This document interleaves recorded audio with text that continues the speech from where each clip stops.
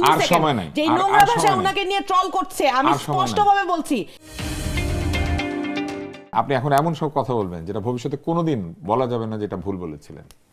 আচ্ছা, কারণ পরিস্থিতির আমরা এখন কারণে সব খুঁজে পাচ্ছি যে একজন একটা কথা বলে যায়।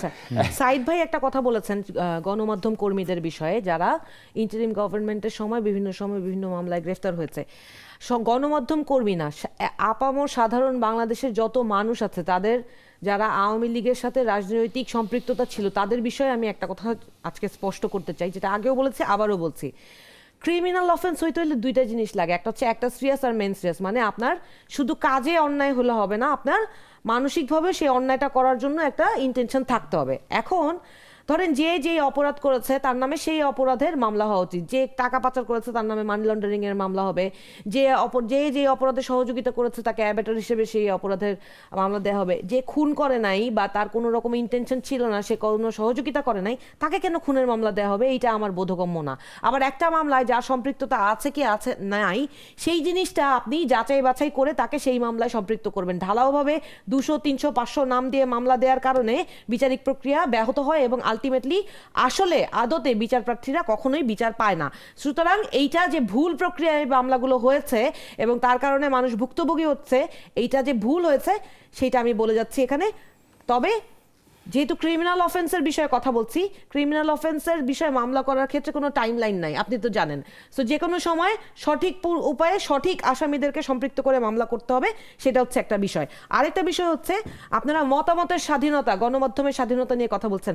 ভাই, মতামতের স্বাধীনতা এই দেশে আগেও ছিল না, ওই শেখ হাসিনার সময়ও ছিল না, এখনও নাই। আপনি গণমাধ্যম কর্মীরা যদি শেখ হাসিনাকে তোষণ না করতো তাহলে তো তারা বাঁচতেই পারতো না। ওই যে সাগর রুনির হত্যাকাণ্ডের কোনো বিচার পাইছেন? প্রতিদিন ডেটের পর ডেট ঘুরতেছে, আজ পর্যন্ত সেই সাগর রুনির হত্যাকাণ্ডের কোনো কুলকিনারা কেউ করতে পারে নাই। সে গণমাধ্যম কর্মীরা তোষণ করেই চলতো। সুতরাং ওই যে বললাম একটা শ্রেয়াস আর মেন শ্রেয়া, কার কতটুকু উদ্দেশ্য ছিল, কে কতটুকু সুবিধাভোগী, অনেক পুরানো গণমাধ্যম কর্মী যাদের বেতন হয়তো লাখ টাকার উপরে না, তাদের নাকি কোটি কোটি টাকার সম্পদ কি করে বানালো, আমার এটাও জানার ইচ্ছা। সুতরাং তাদের ওই যে আর্থিক ইস্যুগুলো, সেগুলো বের করতে হবে।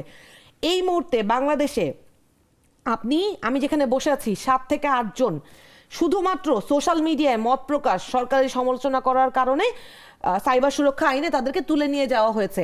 হ্যাঁ, তারা যদি অপরাধ করে, কোন অপরাধে তাদেরকে তুলে নিয়ে যাওয়া হচ্ছে, কতটুকু কাজ তারা অন্যায় করেছে সেটা তাদেরকে স্পষ্ট করে ওয়ারেন্টের সাথে তাকে তুলে নিয়ে যেতে হবে। আপনি ঢালাওভাবে এইভাবে মানুষকে তুলে নিয়ে যাবেন, একটা 16 বছরের শিশুকে শুধুমাত্র সরকারের সমালোচনা করার কারণে আপনি ধরতে পারেন না। অবশ্যই উনি কি অপরাধ করেছে, উনাকে উনার যথাযোগ্য অপরাধের বিচারের ক্ষেত্রে উনাকে তুলে নিয়ে যাওয়া হবে। যাচ্ছেই মামলা দিয়ে যদি উনাকে তুলে নিয়ে যাওয়া হয়ে থাকে, এইভাবে ডিটেইন করতে পারে না, তো এটা করতে পারে না, এটা ভুল হয়েছে। আচ্ছা, আমি বলছি, তারপরে দেখেন সময় যেহেতু কম দিয়েছেন, আপনি মবের কথা খুব জোর গলায় বলছিলেন। এমএসএফ এর রিপোর্টে এসছে যে শুধুমাত্র এপ্রিলে গণপিটুনিতে নিহত হয়েছেন 21 জন এবং আহত হয়েছে 49 জন। মব নাকি শুধু ইন্টারিম গভর্নমেন্টের সময় ছিল? তাহলে অনেকে বলেন, আমি বলছি এটাকে বেশ হালাল করা হয়েছিল, কিন্তু এটাকে তো প্রেসার গ্রুপ বলা হয়েছিল। অবশ্যই এটা আমি নিজে যখন আমার বাসার সামনে ফজলুর রহমান স্যারের নামে অকথ্য নোংরা ভাষায় যেই ছেলেমেয়েরা গালি দিচ্ছে, ওরা তো এনসিপির ছেলেমেয়ে ছিল না, যে যেখানে তারা শাহবাগ মোড়ে গালি দিল সেটা এই নতুন প্রজন্মের নতুন দলের নামে এসে পড়ে। কিন্তু কেউ যাচাই করে দেখেছেন যে এনসিপির ছেলেমেয়েরা কিনা? এনসিপি তো স্পষ্ট বারবার বলেছে যে অকথ্য নোংরা ভাষায় যে কাউকে গালিগালাজ করা, এটা কোনোভাবে ভদ্রতার মুখে পড়ে না। আজকে আমি এখানে বসে বলছি, যখন ওই যে সুরভি মেয়েটা, ওই গালাগালির মধ্যে ও ছিল না, আরেকটা মেয়ে ছিল, কি জানি নাম, আমি নামটা ভুলে গেলাম। একাধিক নেতা এটাও বলেছেন যে প্রতিবাদের ভাষায় তো গালিগালাজ থাকবে। অভ্যুত্থানের ইমিডিয়েট পরপর সময় ছিল, ইমিডিয়েট পরপর মানুষের রেজ সিচুয়েশন আর একটা প্রলং সিচুয়েশনের মধ্যে অনেক পার্থক্য আছে। সব সময় আপনি কুলিং অফ পিরিয়ড পাওয়ার পরে আপনি রেজ অ্যাটিটিউড করতে পারেন না, এটা আমাকে বললে হবে না, আমি একজন আইনজীবী।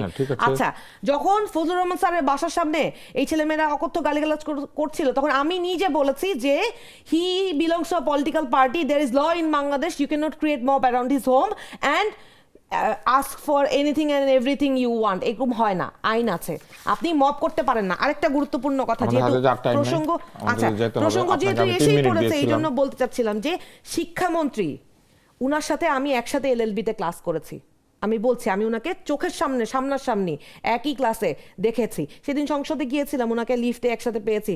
আমি বললাম যে আপনি ভুঁই একাডেমিতে পড়তেন, আমি অমুক সালে, আমি তো he acknowledge and he remember that he was in the same class. তারপর উনি অ্যারেস্ট হয়ে গিয়েছিলেন এবং উনি তারপর এলএলবিটা ওখানে কন্টিনিউ করতে পারেননি। শুনেন, উনার যে প্ল্যান, সেই প্ল্যান যদি শিক্ষা নিয়ে উনার প্ল্যান যদি মডার্নাইজ করতে হয়, সেটা নিয়ে উনি সবার সাথে বসবেন, আমরা সাজেস্ট করব। সেইটা হচ্ছে সমাধানের রাস্তা। আপনি সমাধানের রাস্তা বের না করে আপনি শুধু সমালোচনা করলে হবে না। এটা আমার অবস্থান নিয়ে বলছি। আমরা আর সময় দিতে পারবো না, আর সময় নাই, যে নোংরা ভাষায় ওনাকে নিয়ে ট্রল করছে, আমি স্পষ্টভাবে বলছি যে এই ম্যানারিজম নিয়ে বাংলাদেশে তারা ভবিষ্যৎ তাদের অন্ধকার, তারা সাবধান হয়ে যাক।